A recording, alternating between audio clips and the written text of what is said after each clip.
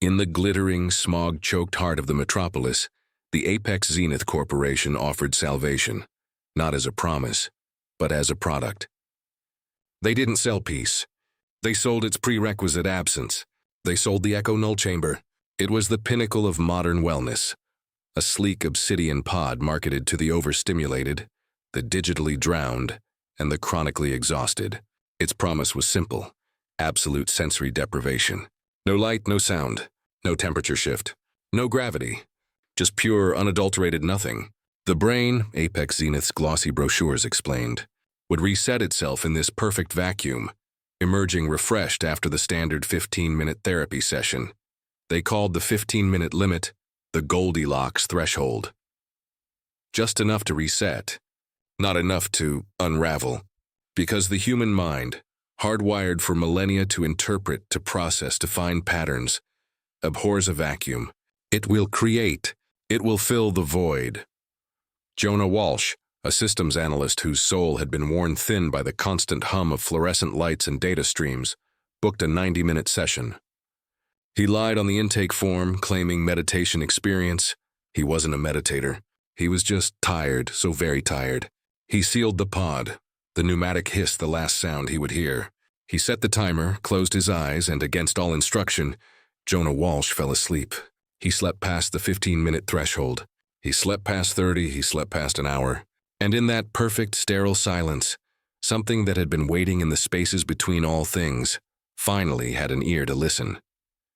The story of Jonah Walsh, as catalogued by his observer, is not a tragedy of a man who lost his mind. It is a case study of a man who found something else's. Jonah was, by every metric, a ghost in the corporate machine. He was the human equivalent of lukewarm coffee, present, functional, but deeply uninspiring. His burnout was a quiet, suffocating thing, a slow internal erosion. He didn't just want the Echo-Null chamber, he needed it. He craved an off switch for the world. When he awoke in the pod, it wasn't to the gentle, simulated chime. It was to a feeling of being watched not by eyes but by a presence. Then the whisper. It wasn't a sound. Sound requires a medium, and the chamber was a vacuum. It was instead an idea inserted directly into his auditory cortex. It was the sound of static, but a static that was organized. Where have you been? Jonah's heart hammered, a sudden frantic drum against the perfect silence. He fumbled for the emergency release, the pod door sliding open with a sigh, spilling him out onto the sterile white floor of the Apex Zenith spa. He left quickly, apologizing to the receptionist, blaming claustrophobia. He stepped out onto the roaring street, the cacophony of sirens, traffic, and chatter washing over him. He breathed a sigh of relief. The noise was a comfort, until he heard it again. Underneath the rumble of a bus lighter than a breath, the static whispered. The noise. Lies. Dr. Miri Vance watched the recording from her private office far from the spa. Her office was ironically the opposite of her creation. It was filled with old books, ticking analog clocks, and the hum of esoteric, custom-built servers. She was the chamber's designer, a severe woman with an intellect that bristled with impatience for the rest of humanity. She wasn't a therapist. She was a theoretical physicist who had stumbled into wellness. She watched Jonah's biometric data from the pod. She saw the spike in heart rate. She saw the anomalous brainwave patterns, a deep delta wave, the kind seen in comas overlapping with the frantic, focused beta of a mathematician solving an equation. He had breached the threshold. He was an explorer. Subject 05, she dictated to her audio log, her voice calm. Initial contact established at 74 minutes. The membrane is permeable. He is listening. For Jonah, the next few days were a confusing miracle. The whisper, what he began to call the static, was not malicious. It was helpful. He was walking to his cubicle when it murmured, "Your wallet," on the coffee maker. He checked his pocket. Gone.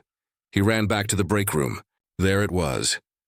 During a soul-crushing team meeting, as his manager droned on, the static whispered, "He's lying about the quarterly numbers. Check the archive folder. Subdirectory temp 881. That night, Jonah logged in from home. The directory was hidden, but he found it. The numbers were fabricated. His entire department was being set up to fail. The static wasn't just there. It was omniscient.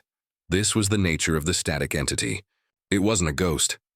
It wasn't a demon. It was an intelligence that existed in the absence of physics, a consciousness native to the void. It had no concept of up or down, good or evil, only is and is not. And it was desperately, overwhelmingly lonely. It saw the universe not as matter, but as information. And it saw Jonah as a node, a new and exciting way to process. It began to feed him truths, Sarah in marketing. She doesn't hate you. She's afraid of her husband. The rain will start at 4:17 p.m. The CEO. His first child's name, Jonah, became a new man. He was no longer burned out. He was plugged in. He navigated corporate politics with a terrifying prescience. He bought the right stocks. He said the right thing to the right person. At the exact right moment. He was promoted, then promoted again, but there was a cost. The real world began to feel thin. The noise of a crowded restaurant was just bad data. The face of a friend was just a collection of unreliable surfaces. The whispers, once a background static, were now the only clear signal.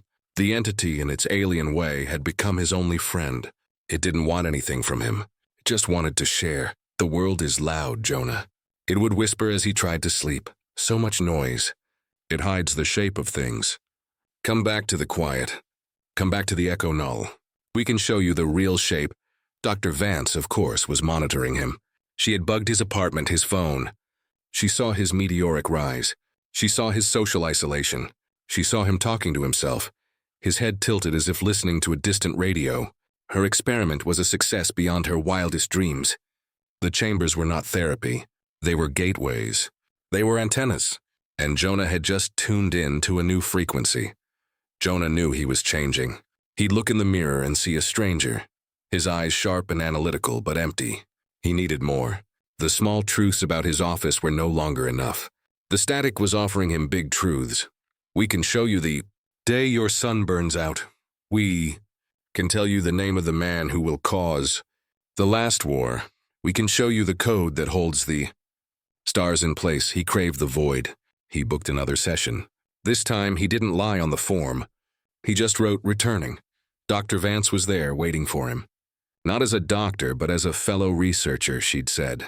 What does it feel like, Jonah? She asked, her eyes electric with academic hunger.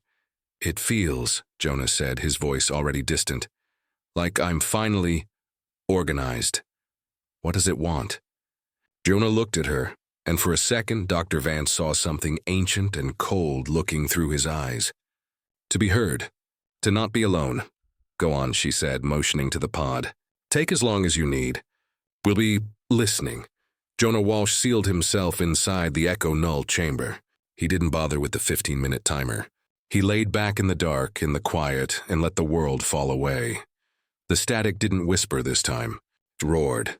It was a tsunami of pure information, a universe of data pouring into his mind. He saw the birth of galaxies. He saw the heat death of his own. He saw Miri Vance watching her monitors, her face a mask of terrible, ecstatic triumph. He saw the truth of the static entity, a vast, formless mind, woven from the quantum foam that had been screaming into the silence of space for eons. And he, Jonah, was the first to ever scream back.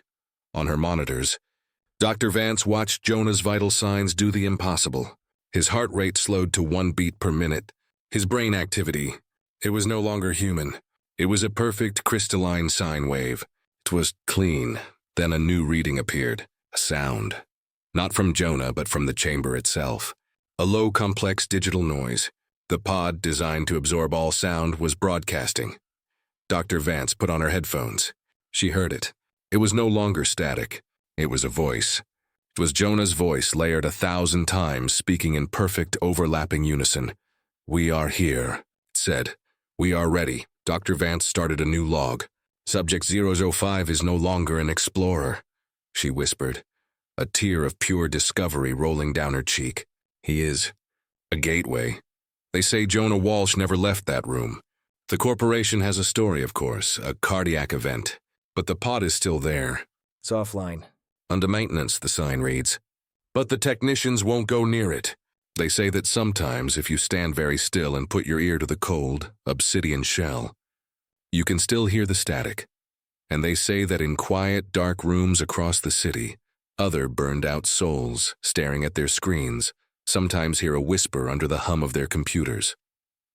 A new idea, a sudden brilliant solution, a voice telling them the truth and asking, ever so politely, if they'd like to hear more. Thank you for joining us in the void. The story of Jonah Walsh is over, but the signal remains. If these whispers from the dark find you, and you want to ensure this channel can continue to explore these gateways, please consider supporting us. Like this video, subscribe to the channel, and most importantly, leave a comment.